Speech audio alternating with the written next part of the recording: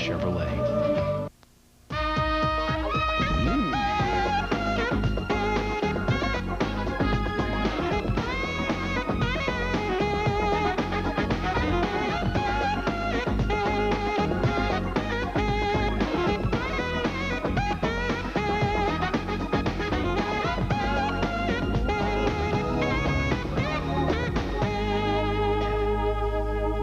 Sanborn into the Thanksgiving cooking sherry this afternoon? Man, oh man, oh man, we're coming on here like Saturday Night Live. Good evening, folks, and welcome back, everybody.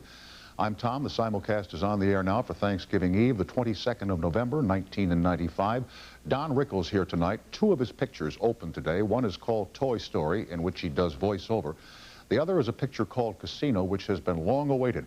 We had the author here, Nicholas Pileggi, here about 3-4 weeks ago, and this picture stars Robert De Niro and Sharon Stone and Joe Pesci and Don Rickles. My daughter saw it today and she said it's an absolutely terrific picture. Also from ESPN and from comedy stages across America, the legendary Roy Firestone for your Thanksgiving Eve entertainment, and thank you for dialing us up. This actually is the 200th time we've done this program. The shows tomorrow night and Friday are on videotape so our staff can have a Thanksgiving holiday. But we've been together now for 200 nights here on CBS, which is 195 more times than some other shows that have been on CBS. Not to poke fun, because they work very hard. And so the company bought dinner for the staff tonight in the conference room. And we talked about a variety of things. Notably, it was 32 years ago today that John F. Kennedy was shot and killed in Dallas, Texas. So everybody talked about where they were. Most people remember exactly where they were. And then we started talking about the holiday season, which begins tonight. In fact, from now until January 3rd, this country is virtually shut down. There'll be nothing done. You know, there'll be some, moves here and there, but basically, people will preoccupy themselves now with the holidays between now and New Year's Day. And we talked about the obligatory Christmas fruitcakes that all of us will receive this year. You could build a house with fruitcake, Anyway, Patrick Tagg of our staff said there's only one way to properly enjoy fruitcake, and that is to smother it in booze. I've never thought about that. And I've got some from last year because it has the shelf life of gravel. They say there's nothing new under the sun, that we reuse everything, but fruitcake is truly something new under the sun. When Adam and Eve were here, there was no such thing as fruitcake. Until the kids were born, then it was fruitcake, yeah.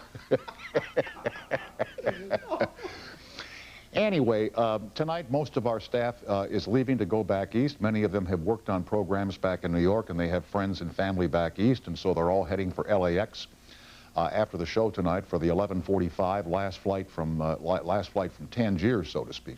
And they're very excited. They haven't seen their families for some time, haven't seen their relatives for some time, and like Sandy's going, what's coming. They all know what's coming, yeah. That's where the guy goes nuts on the quiz show. But anyway, Sandy's excited. She's going to go visit her family back to New York. And Debbie's already at the airport. She's going back to Connecticut, I believe. And the most excited of all is Brian McAloon, the director. I mean, he was so, when the guy came in for work today, I mean, look how excited this, it's unbelievable. Take a look.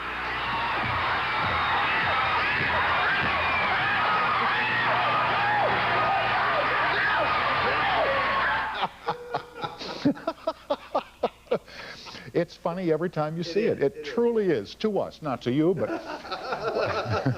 So anyway, the building is empty tonight. As I remarked as I came in here around 5:30 this afternoon, you could have fired a cannon off at CBS West today and you would not have hit a single soul. The parking lot is empty, the offices are empty, but our hearts are full of Thanksgiving and good cheer for all of you.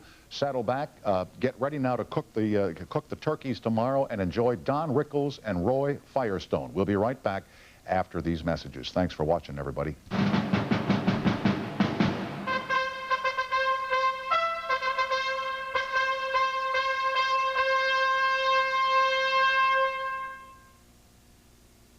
Get up and at 'em Friday, because JCPenney opens extra early for store-wide doorbuster savings. Save an additional 10% on select sale items from 7 a.m. to noon, Friday only. It's America's #1 movie with a bullet. Critics are calling GoldenEye one of the best action-adventure movies of the 90s. Wait till you're still a kid. No. GoldenEye, rated PG-13, now playing. MGM presents the most critically acclaimed comedy of the year. Time magazine says it's hilarious. That's funny. And Siskel and Ebert give it 2 thumbs up. Really? Huh? Get Shorty, rated R. Now playing at theaters everywhere. We're getting used to it. Everything's so new. Is TJ doing better? Yeah, he likes his new room. But sure misses things back home. But he's a tough little guy. Yesterday he said, I guess I better get on my bike and go round up some new friends. Oh. And how are you doing? Me? Any new friends? A feeling this close. None like you. It's all within your reach. That's your true choice. AT&T. Get up and at 'em Friday, because JCPenney opens extra early for store-wide doorbuster savings. Save an additional 10% on select sale items from 7 a.m. to noon, Friday only. JCPenney, doing it right.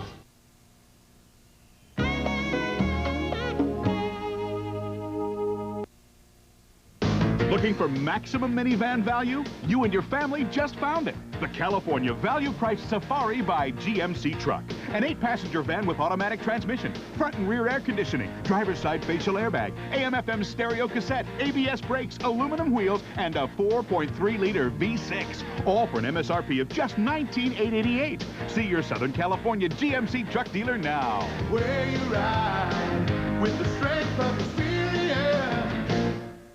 Take the time out to love someone. Maybe you helped and didn't know it. Maybe you were part of it and just forgot. Maybe you supported it and still wondered, will it reach the people who really need it? Or maybe you said, sure, this may help them today, but what about tomorrow? If you joined the American Express Charge Against Hunger over the last 2 years, these are some of the programs you've helped make possible and some of the lives you've helped make better. But the fight isn't over. Every time you use your American Express card, we'll give to Share Our Strength, a leading anti-hunger group. So use the card, because now through December 31st, the Charge Against Hunger is on again. Take the time out to love someone. Be someone. Reach your arms out and hug someone. Don Rickles has been entertaining us all for over 35 years. He is an accomplished actor. He has 2 major motion pictures opening today. Happy Thanksgiving, my friend. Thanks for coming over and welcome back to our show. Thank you for having me, Tom. My daughter saw Casino this afternoon with her mother. She raved about this picture, and she said, you were wonderful. Now, there's a scene in the picture, and I told you this, where Joe Pesci hits you with a phone. Give me the setup on this. What happens? Well, he was upset. The whole picture's upset. In fact, he beat up Martin Scorsese, who's not even in the show. And Joe was very upset, and he plays this guy, Nick Spalato, and who's, you know, like, tough guy. Tough guy, yeah. And he comes over to the casino, and I did something I don't recall. One of those things I did that wasn't too nice, and he didn't like it, and boom, boom, boom. And he proceeds to beat me up with a telephone. Now, the reaction in the crowd today was, wait a second, you can't beat up Don Rickles. Really? You know, take a swing at De Niro. Hit Sharon, don't hit Don Rickles. I mean, you know, and she said... They should have punched De Niro. She said the whole picture is just over the top. De Niro's great, you're great. Sharon Stone, I guess, gives an Academy Award performance. Yeah, she was wonderful in it, yeah. And so now, I know you've had, you know, training as an actor when you were a young man living back east, but here you are with Martin Scorsese, who is, if not one of the directors of our time, Robert De Niro, Joe Pesci, Sharon Stone. What's it like working with these people? Well, you know, it's tough because every day you got to put phone books under Scorsese's chair so he can see the actors. It's annoying, you know, every day, you know. Where's my phone books, you know? I hate to work with little guys like that. You know, runs under the cameras like a mole. You know, get out. You know, pulls on your socks. Get out. Oh, that's the director, you know. And De Niro was great, you know. In fact, we did the scene. It's like the same thing. I come from the nightclubs, as you know. Right. And I've done acting and I've done movies, but these guys are real method stuff, you know. Like Clint Eastwood, who? Clint Eastwood, look at the example I give you. He's in a pickup truck with a can of beer, and he said, am I acting? He didn't know where he was. But De Niro, they say, roll him. And he goes, wait a minute, and I'm doing this the whole movie. What? I want to get one of those horns.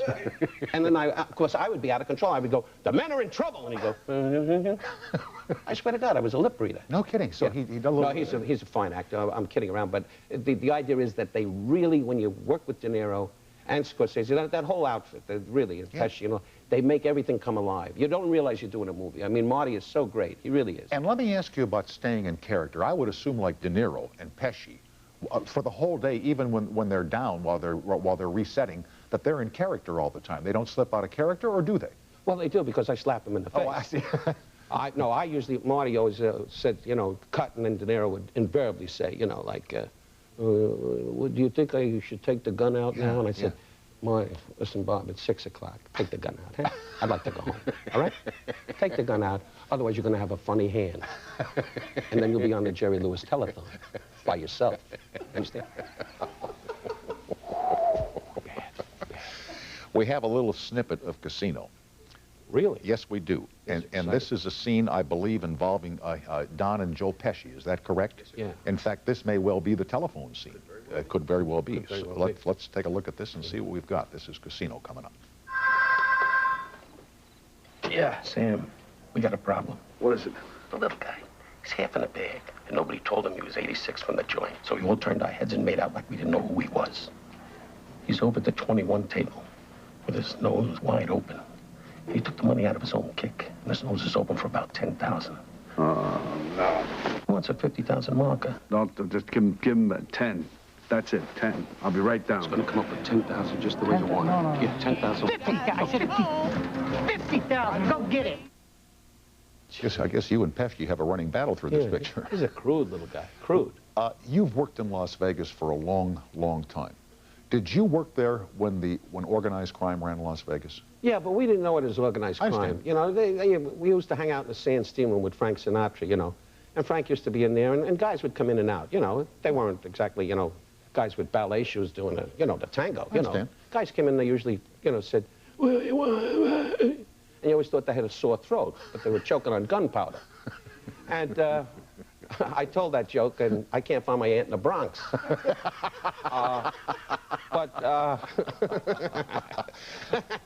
You have taken on all comers all your life, haven't you?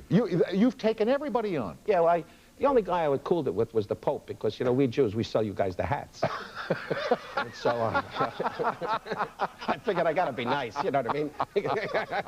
He wants a pink one, and we didn't manufacture that. I understand. We don't have pink, only white and black. Yeah, right. And sometimes blue or beige. Don't you notice he always keeps doing this, and two Jews are behind him going, he needs another one! Now all the Catholics are going to come over to the house and go with blowguns. But anyway, Vegas then and now. Now Las Vegas is run by big business, by businessmen. Oh, yeah, oh, yeah. Ed Johnson, Tommy Thompson, all guys with little boils on the neck, you know what I mean? With the tight collars, and they go, want to gamble? Crap, crap, crap, you know. I know the guys that went, hey, you want to have a party? We have a party. Right. In other words, when you wanted to have a special affair, you just picked up the phone, and there was one guy to answer to. Today, you make out a chit, and 7 guys phone you, you know, and then a guy, and everybody has a card in Vegas now. Senior vice president, executive senior vice president, vice president, junior vice president in charge of parking, parking vice president. Here, I'm the vice president in charge of vice presidents. And then one guy has in his fly, I'm in charge of underwear, vice president. Yeah, I got you. I mean, they all got cards. But back when you started there, when the guys ran it, I'm told there was just an atmosphere there, like if a guy went there and lost a lot of money, they'd make sure you got home okay, you know, or they'd buy you a meal. Oh, yeah, they would treat you to drinks and dinner, and, you know, everything was comped. I mean, your suite was comped. Today, you know, after you lose about 50, 60, 70,000, the guy says, taxi! Get this guy a taxi. No kidding, really? No, but they're not as liberal as they were in those days. Those days, they gave you the moon. I mean, the guys were terrific guys. I mean, I worked for some great men. In fact, this fella, Ace Rothstein, you know, that Bob De Niro plays in the movie, is Frank Rosenthal, who still, I believe, is living in Florida. And I was on his television show in the Stardust with Frank Sinatra. Did you ever see Howard Hughes there at all? Remember, he lived there at that hotel for a No, but there was a guy that kept coming over to my room with long hair and funny nails. I didn't know who he was. He had a broom and everything. He kept saying, boo, you know. I don't know who the hell he was. But you never saw him there, you know? No, nobody ever saw him. He was up in the suite at the Desert Inn, and you'd see the curtains open slightly, and a guy, you know, you thought Halloween was over. You know, aha. It's one of those.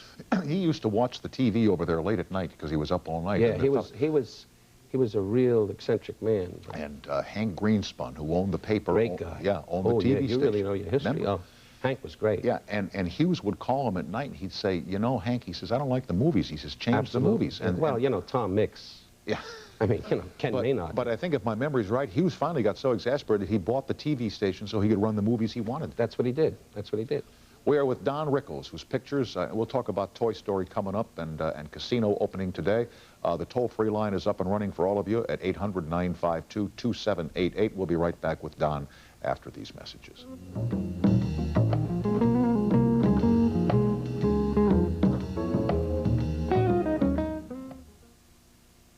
Now, you can save 25% off regular prices on some of Goodyear's most popular passenger performance and light truck tires.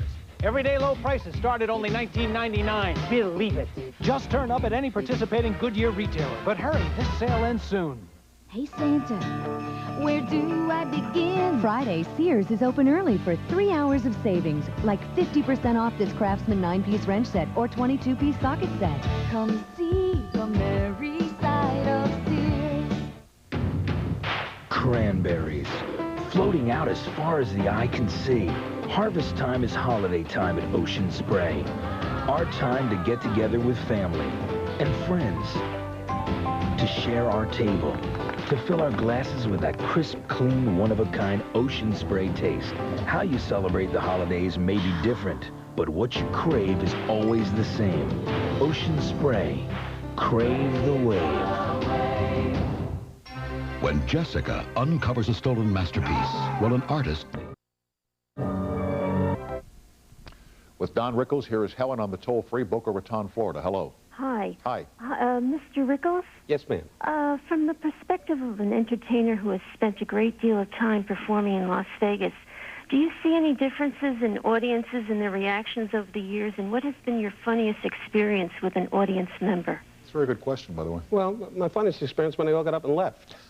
No, I find that, see, I deal with people, dear, and so people never change. I mean, people are people. And so my whole performance every night, I have a beginning, middle, and ending.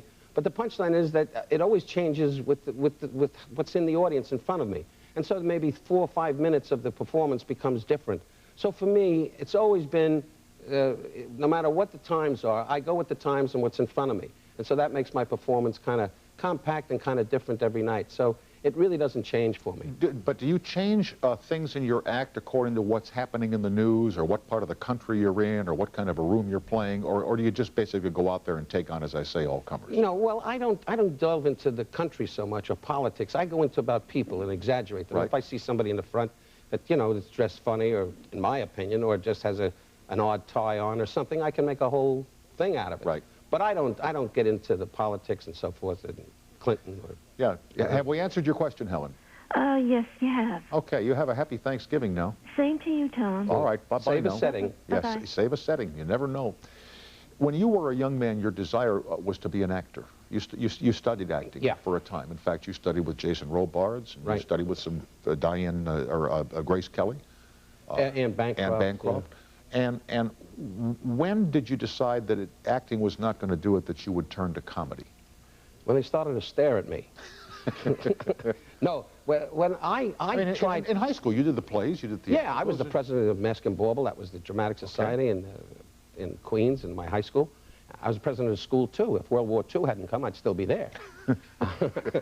I kept saying, hip, hip, let's hear it for the Japanese. Anyway, and I ran right to the dock. Yeah, yeah, yeah. And ever since then, I never touched rice. But I don't know what that means, but who cares? You know, you just sit there and hope that time goes by. I felt that when I couldn't get a job on Broadway trying to be an actor, I read for Mr. Roberts. I read for a lot of things. Mr. Roberts? Yeah, I did. I read for Josh Logan, and I read for Jose Ferrer, and for another play, Stalag 17. And I never could get a job. I did a thing with a guy called Ken Howard, an off-Broadway play. That was it. And suddenly I started to kid around, you know, making fun of my friends. But when you read for Stalag 17, do you remember what parts you read for? The only reason I ask is that was our high school senior play back in Milwaukee. Stalag. Was it really? Yeah, yeah. That's great to hear, Tom. No, it's not. I'm delighted. Takes on all comers. Yeah. No, Tom, I don't really remember. That's a lot of years ago. I don't really remember the part, Tom. And gee, dumb question. 30 years ago, he's asking me what the part is. Notice how I'm talking to the wall? Got a great audience here. It's a wall. But I tried hard, but what the bottom line was, that the jokes were getting me a few bucks here and there, and I started like getting, everything was relative. When I started making $150, I said, wow, what a score, I'm doing great.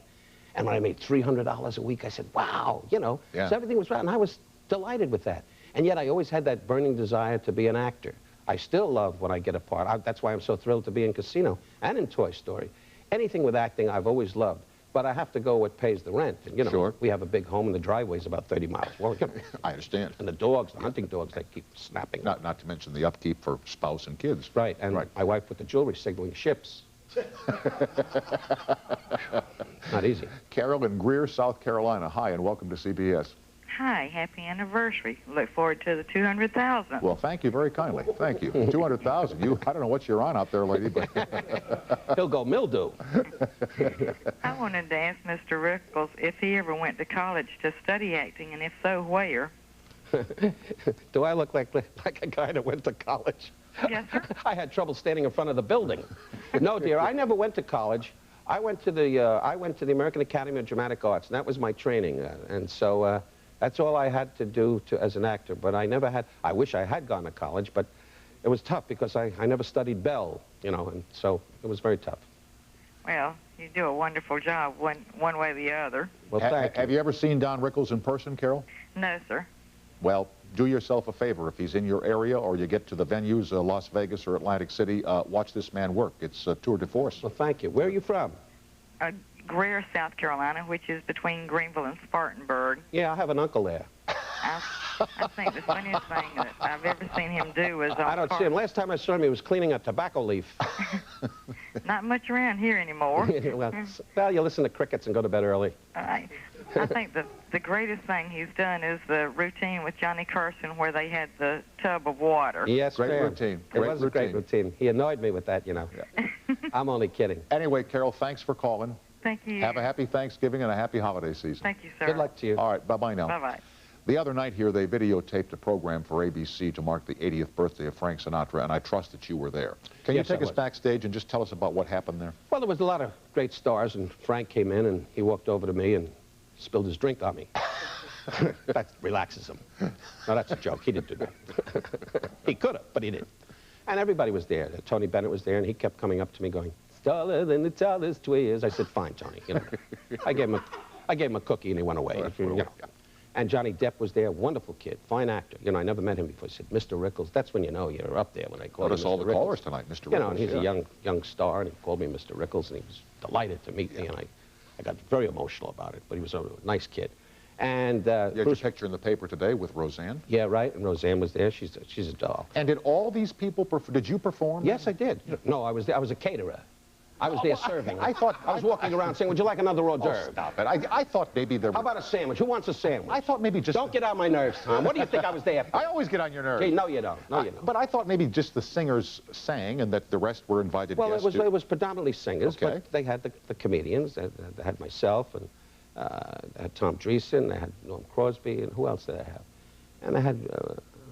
Well, I probably left out somebody. But. And did Sinatra sing other than joining a group to sing, I believe, New York? At the end, he sang New York, New York. And then he sat down and oiled his gun and went home. I told that to Frank, and the guy with him went, "What, are you cute?" Tony O is a good kid. He hangs out. What were the jokes that made Sinatra like you? Remember way back when? Yeah, well, I was the first guy. He was told by some good people in those days that this kid is different, and he's your kind of thing and your kind of style. Yeah.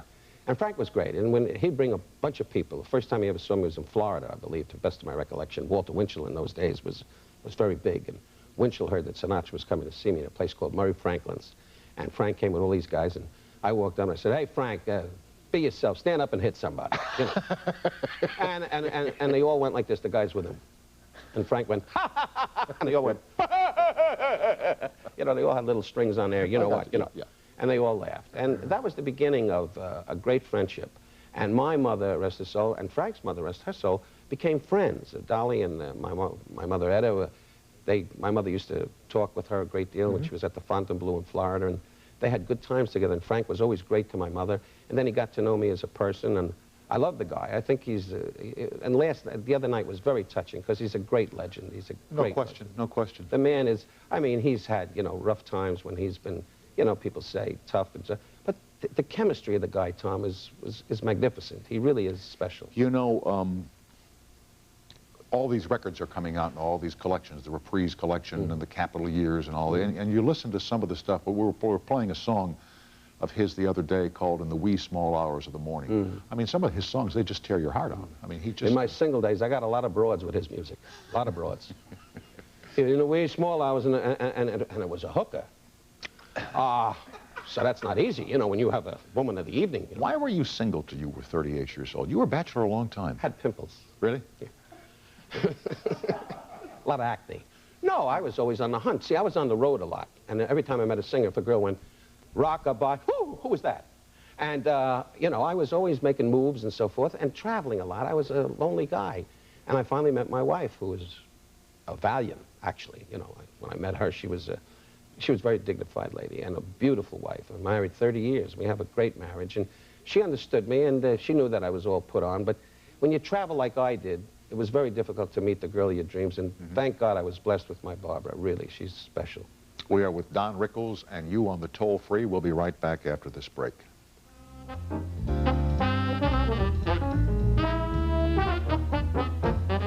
This weekend, Ford presents something so shocking, so outrageous, you thought you'd have to wait a whole year to see it.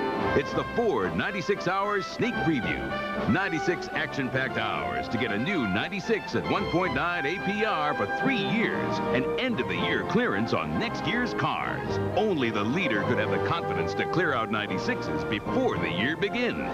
1.9 on a new 96. It's the Ford Sneak Preview. It's impossible. It's this weekend. The temperature is heating up with the hottest Broadway musical in years. Don't miss the Tony Award-winning Best Musical, Kiss of the Spider-Woman. Kiss of the Spider-Woman, starring Tony Award-winning Chica Rivera, direct from Broadway.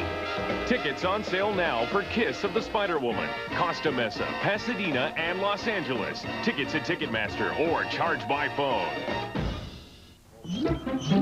Do whatever it takes to be one of the first 700 people at Mervyn's 2-day sale this Friday. Come on in, folks. Well, no one else is going in. Because the first 700 people get a coupon worth an extra 10% off purchases totaling $100 or more. Plus, you'll get a collectible Joe Montana card that could win you free long-distance phone time. Mervyn's California 2-day sale. Doors open at 7 Friday. We're with Don Rickles and joined by Carol in Appleton, Wisconsin. Happy Thanksgiving, and thanks for calling us up tonight, Carol. Well, same to you, Tom. Thanks. Hey, Don. Yes, ma'am. I'd really like to hear who was your favorite person to pick on off-screen. Off-screen? Yes. Well, I think the guy I really rib is Bob Newhart, my dear yeah. friend, yeah. I rib Bob continuously, and he's wonderful about it. He just walks away from me. Well, what about your most recent shows like Toy Story and Casino? Yeah, well, I ribbed Robert De Niro a lot, and when we did Toy Story, that's, as a matter of fact, I never saw Tom Hanks until it was at the premiere, or the other gentleman. He's a terrific guy, Hanks. Yeah. He stopped by, you know, after he won the Academy Award. Tom was a lovely guy, yeah. But of course, we did it in the sound booth, and we didn't have the other actors weren't with us. We just did it alone with John Lasseter, the director. It's an interesting method, and you just do it like a radio show, and you just talk into the microphone. And then the animation comes later, after you've done all the tracks. After they've done all the voices, Carol, then they do the animation. Yeah, with computers, so you didn't have to match the voice. You just did, when you were angry, you were angry. When you were happy, you were happy. And then will this be like other Disney pictures, for example, in Beauty and the Beast? Remember how all the characters looked like the people who were the voices, like Mrs. Potts, the tea kettle, kind of looked like Angela Lansbury, you know? Well, they tell me that I look like Potato Head, and I got a little shook up because Potato Head's falling apart right in front of the people. That's your part, Potato Head, right, so I get up in the middle of the night and say, what happened to my arm? Yeah. You know, so, but... say hi to Mr. Potato. You remember that one, don't you? Can I go on, Tom? Sure. It's like being alone here. You would know. Man talks and answers all the questions. No, actually, Tom, the idea is the character Potato Head really is associated with me because it's supposedly a grumpy kind of guy and sarcastic, which I play all the time. So that's pretty much the story. Okay. Carol, there you go. Thanks for dialing us up. Yeah. Can I ask Don one more thing? Sure. Hey, Don, do you think you could possibly come to Wisconsin? Us cheeseheads would love to be insulted by your humor. The cheeseheads. I would kind of... When do you have your next furniture show? Oh, next Wednesday. Because I'll bring the wax and so forth, and maybe I could work the furniture show. I'll someday get to Wisconsin. It would be nice, because I know there would be big ticket sales. You're that's an very excellent sweet. comedian. Everybody loves you up here. Thank you, darling. Let's have lunch. Oh, gee, by all means. Come on up and see me. Give me a break, lady. Yeah, right. No, God bless you. We'll work it out. Give it a She'll look for me. We'll see ya, and Okay. have a happy Thanksgiving to Thanks, you too. Carol. Thank you. Happy Thanksgiving, darling. Same to you. Bye. Bye-bye now. Probably have a hot ham. What about you and royalty? Didn't you once give a performance like for Princess Margaret? Yes, I did. Yes, I did. I don't know if I told this story before.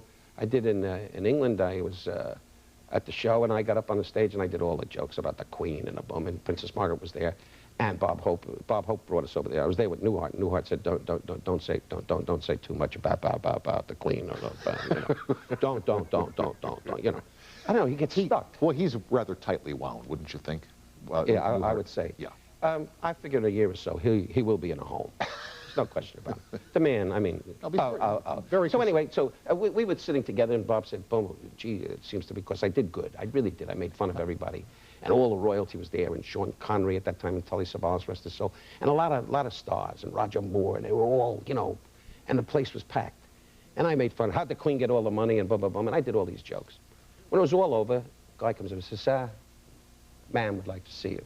And Bob Hope went, "Oh, gee," and Newhart went, "I'll get the bags packed and get ready to go to the airport. It's over, you know." I said, "Well, I don't know, maybe she wants it." No, it don't look good. Anyway, I got up, and I went with my wife, and we went over, and I had their Secret Service, Scotland Yard, and we sat down. Everybody thought I was going to get chewed out for making fun of the Princess Margaret and so forth. And I sat down, and I said, "Princess, it's ma'am." I said, Your Majesty." She said, "Don't call me Your Majesty, call me ma'am." She said, "Would you like a drink?" I said, "Yeah." And, you know, I didn't know that she liked gin, and she went, "Pow!" And I went, "Hey, this is a hell of a princess." Boom, you know. And the two of us were going, "Dalen, boom." You know. By the way, I said, now I know why they didn't lose the war. Boy. They sat with Churchill down in the basement going, "To the Messerschmitts, boom." So she was pretty good with the gin, yeah. Yeah. Oh, she whacked it down nice. Yeah. In fact, her leg kept going boom. So anyway, I don't know what that. So what did she have to say about? So she turned around. She said, first of all, she said, "Are you a Jew?" I said, "How do you like this? Royalty is anti-Semitic." She said, and then what's his name? Anthony Quayle was standing next to her, the entourage, and the small gentleman, John Mills, who was a submarine commander, who was on a box to see the periscope. So they said, no, Dawn, that's just her way, because she has a dossier about you. I said, oh, good. I said, "Yes, ma'am, I am." She said, "I know all about you." She said, "You're awfully quick." I said, "Thank you, ma'am." She said, "Your mother lives in Miami at that time. Your mother lives in Miami in a condominium." I said, "Yes, she does, and she's 80 years old." She said, "Yes." She said, "What a coincidence. My mom is 80 years old, and she lives right down the street." She's talking about the palace, right? The Queen, I of said, course. "Yeah, okay, right down the street." She said, "And you know something else? Your mom, I understand, has emphysema." I said, "Yes." She said, "My mom does too." I said, "That's so interesting. So both moms have emphysema." Yeah. She said, "So there's no difference?" I said, "Yes, ma'am, there is." She said, "What's that?" "Your mom has a flag on the roof."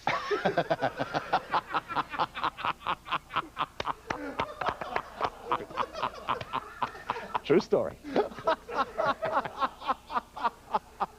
That's wonderful. It's a true story. Now, when you go back to Newhart and the rest, did you tell him what transpired there, or do you just keep this all? Oh, yeah, I told Bob. God. But that time he had about 12 gins, so he didn't care.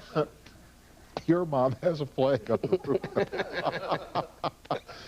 So the holidays coming up. What do the Rickles do for the holidays? Well, every year we spend it. Ginny and Bob and their family, they're most gracious, and they have my wife and I and my children and my mother-in-law and my sister-in-law. And he has the whole family.